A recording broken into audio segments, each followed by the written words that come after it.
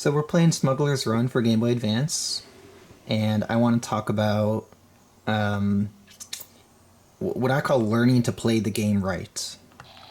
In particular, to just enjoy it. Like how to have fun when you're playing a game where your instinct is counter to that. This is released for Game Boy in 2002. It's a port of the game by Rockstar for the PS2. So the goal in Smuggler's Run is to race other vehicles through this terrain to get contraband. And I just got contraband right there. Oh, it was stolen. You have to find the contraband in these smoke signals, and then you have to deliver it. And how you know where to go is a couple of things. The green arrow at the top of the screen points you, and then when you get close, you can see the smoke. Red smokes pick up, green smokes drop off. So now notice I'm following the green arrow towards my destination. Oh, somebody stole my contrabands. Because if you knock into someone or someone knocks into you, it swaps the package. And your goal is to get it all the way to the end without getting hit. Really, really, really fun. Now, you know, the screen's pretty small on a Game Boy Advance. This is a DS Lite, but same thing. And the resolution's not great. And the draw distance is poor. And what I'm getting at there is not to like knock the game, but because it's hard to see what's coming. So the goal of the game is to get the contraband and deliver it before your opponents and to not get hit. And with the terrain and the draw distance being so low, you really only know where to go because of the green arrow. Because you can't see the smoke signal from far away, especially since it might be over a hill anyway. And then when you get close, you might be able to see the smoke signal, but it can be pretty late if you're, barreling through the level, and you kind of don't have time to react. And you have to be so exact. The area of effect for the drop-off and pickup point is really small. Like, there's really very little room for error. So, when I initially started playing, my impetus was to follow the green arrow as exactly as possible. To really get it pointing straight as it could be. Because that'll take you directly to the contraband. And if it's off just a little bit, you'll miss it. So then what you have to do is, if you're not following it directly, you have to keep on glancing to see, glance away from the arrow to see if the smoke is where it is, and to kind of adjust your movement. But the problem is that littered throughout these levels are obstacles. In this level, there are trees and rocks. And there aren't that many. In fact, I think the balance of how many obstacles there are to like the size of the level is really good. Like, it could be a lot worse. But it's necessary for there to be some sort of, literally an obstacle to the objective of the game. And because they're kind of sparse, you can get lucky. More often than not, you'll just happen to miss the rock or the tree that would be in your way. But not always. And it only takes really one slip up to get caught or slowed or stuck to lose the game or to lose particular rounds. So even though your chances of hitting these obstacles is pretty low, it happens often enough where you actually do need to be aware of them. The problem is that if you're looking only at the green arrow, and you're not paying attention to the terrain, you're going to miss the obstacles, or not see them, and then you're going to hit them and you're going to lose.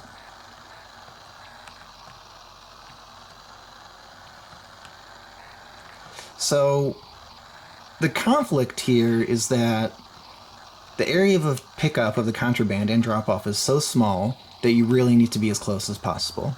And the green arrow is going to get you there. But if you pay attention to only the green arrow, you're going to hit obstacles.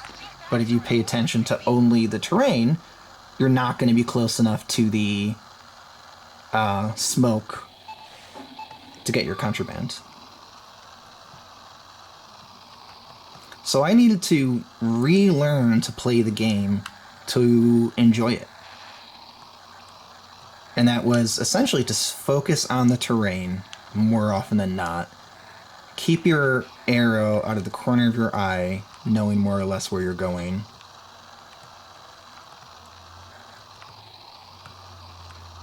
And then focus back on the terrain. Now, because you're looking at the terrain, you'll also probably see the smoke coming up and be able to adjust just in time to hit it.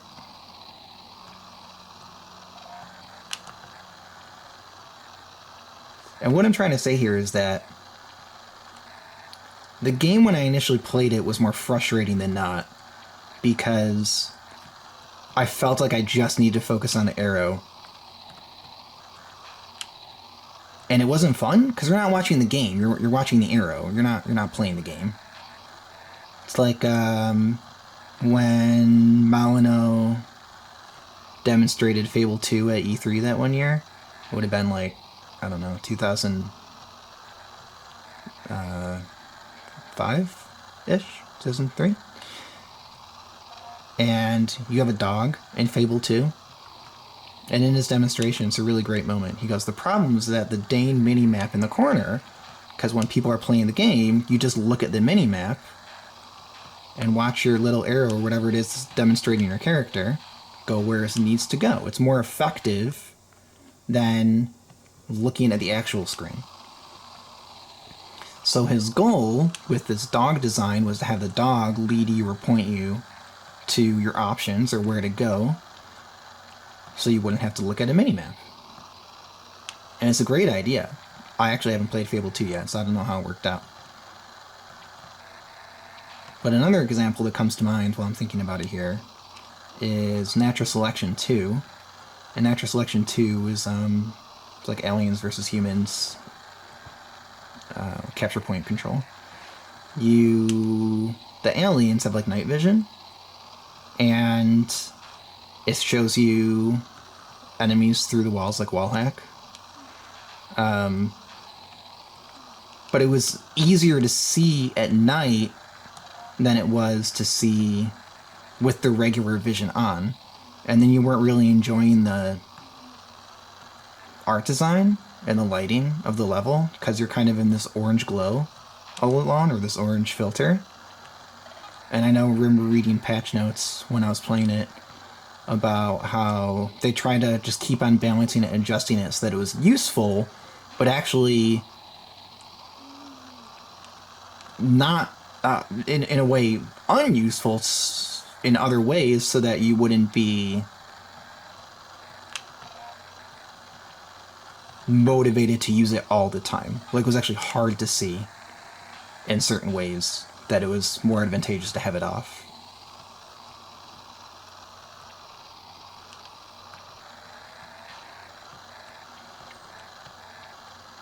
And when you're playing a game, I've thought a lot recently about what we bring to the game versus what the game is itself.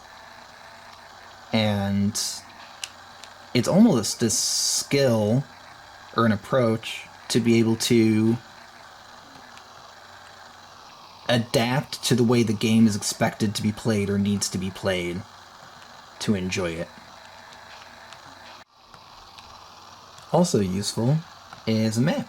This game has a map with a select button, and it tells you where you are, where your allies are, your enemies, and the next smoke signal. And especially in some of the later levels, which are difficult, you really need to open it up to map out where you need to go to get to the next point as fast as possible. Because if you're going straight up a mountain where you can go just a little bit around it to stay in a valley, you need to win. So in summation, what I want to say is that the friction between the obstacles on the map versus the arrow up top telling you where to go at first seems too great a fiction to actually enjoy the game. But with a little adaptation, which I think is focusing on the map, watching out for obstacles, and then keeping the arrow in the corner of your eye, and looking out for the smoke signal when it appears, the game can be really fun. And actually, the arrow and the obstacles complement each other when you play it that way.